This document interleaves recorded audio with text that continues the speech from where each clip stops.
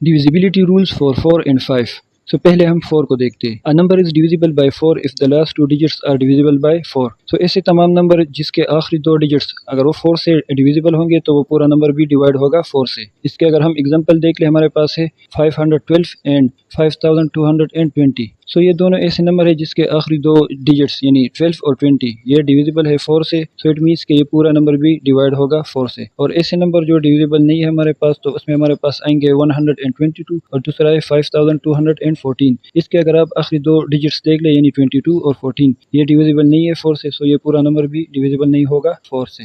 Now divisibility rules for 5. A number is divisible by 5 if the last digit is 0 or 5. سو ایسا number جس کا آخری digit یا تو 0 ہو یا 5 ہو تو وہ نمبر ڈیویزیبل ہوگا 5 سے. سو اگر اس کے ہم اگزامپلس دیکھ لیں ہمارے پاس آ سکتے ہیں 840 اور دوسرا ہے 1525. سو اس کے اگر آپ آخری ڈیجٹ دیکھیں ہمارے پاس 0 ہے اور دوسرے کا 5. سو یہ ڈیویزیبل ہے 5 کے اوپر. اور ایسے نمبر جو ڈیویزیبل نہیں ہے 5 کے اوپر اس میں ہمارے پاس آئیں گے 323 اور دوسرا ہے 4788. اس کے اگر آپ آخری ڈیجٹ دیکھیں تو ہمارے پاس ہے 3 اور 8. سو اٹ مینس کہ یہ ڈیویزیبل نہیں ہے 5 سے.